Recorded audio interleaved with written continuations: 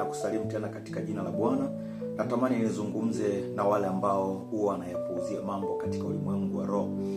Wanaona vitu katika ulimwengu wa roho, katika maono, katika ndoto, alafu wanapuuzia au yatendee kazi, na mwisho wa siku yanakuja kuleta madhara makubwa sana kwenye maisha yao.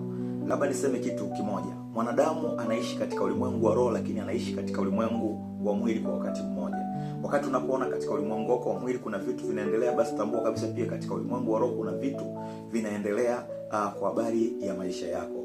Lakini kwa upendo kabisa Mungu huwa anayafunua hayo mambo ili tuweze kuyaona, ili tuweze kuyashughulikia yasitokee katika ulimwengu wa mwili.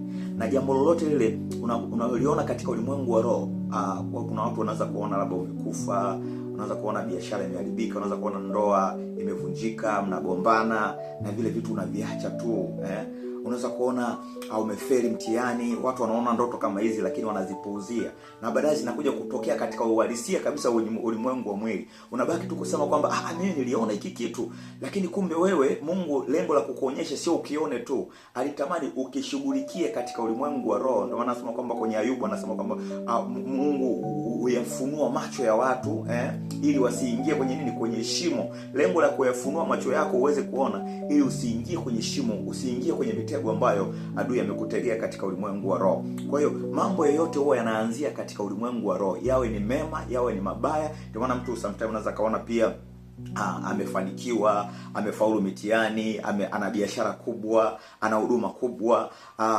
anaanza kuona mafanikio katika ulimwengu wa roho. Ni vitu halisi kabisa, na vile vitu kweli vinakuja kutokea. Mtu anaanza kujiona kabla hajafika kwenye hatima yake, anaanza kujiona. Mungu anamfunulia yeye. Mungu anasema ni Mungu anayetangaza mwisho toka mwanzo. Kwa hiyo huwa anatangaza mwisho wetu katika ulimwengu wa roho, na anayafunua macho yetu yaweze kuona mambo yanayoendelea katika ulimwengu wa roho. Lakini lengo ya kutuonyesha ili hayo mambo tuanze kuyachukulia hatua. Kama unaona ni baraka yoyote, mwambie Mungu, nimeona baraka yangu, nataka niione sasa katika ulimwengu wa mwili. Unavyoiombea ile baraka inatokea kweli katika ulimwengu wa mwili. Lakini kama ni baya umeliona katika ulimwengu wa roho, hilo jambo unatakiwa umalizane nalo katika ulimwengu wa roho. Usipomalizana na hilo jambo katika ulimwengu wa roho, linakuja kutokea katika ulimwengu wa mwili, na linakuja kuleta maumivu makali na madhara makubwa sana kwenye maisha yako. Watu wengi sana waliingia kwenye matatizo, sio tatizo la Mungu. Tatizo lilikuwa ni wewe. Mungu alikuonyesha jambo lakini ukutaka kulishughulikia katika ulimwengu wa roho, ukaliacha mpaka litokee katika ulimwengu wa mwili. Na jambo lolote likishatokea katika ulimwengu wa mwili, ni ngumu sana. Pale unakuwa unatibu sasa majeraha, lakini Mungu alitamani kwamba lile jambo umalizane nalo katika ulimwengu wa roho kule, na ukishaliombea katika ulimwengu wa roho haliwezi kutokea tena katika ulimwengu wa mwili. Na kama litatokea katika ulimwengu wa mwili, basi halitakupa madhara kwenye maisha yako, kwa sababu ulilishughulikia katika ulimwengu wa roho. Narudia tena, ulimwengu wa roho ni halisi. Yale ambayo unayaona katika ulimwengu wa roho, kwenye ndoto, kwenye maono, yachukulia hatua. Kama ni mazuri, mwambie Mungu, natamani haya mazuri yaonekane katika ulimwengu wa mwili, sasa niyaone.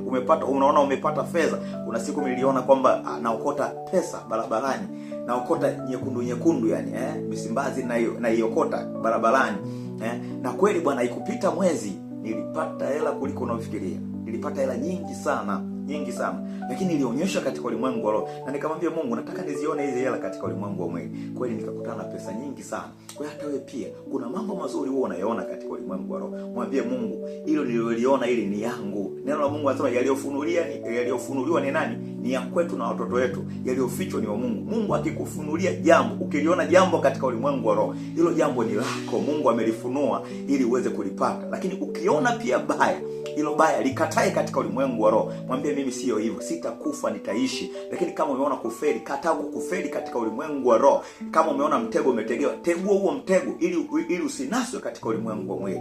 Umebarikiwa sana ukiyatendea kazi haya mambo ambayo ninayokuambia. Utaepuka ajali nyingi sana kwenye maisha yako. Hautakuwa mtu wa maumivu, hautakuwa mtu wa kulia, hautakuwa mtu wa kupoteza vitu katika ulimwengu wa mwili, kwa sababu hayo mambo unayawahi katika ulimwengu wa roho. Umebarikiwa sana. Mungu akubariki sana. Apostle Elia Ponela hapa.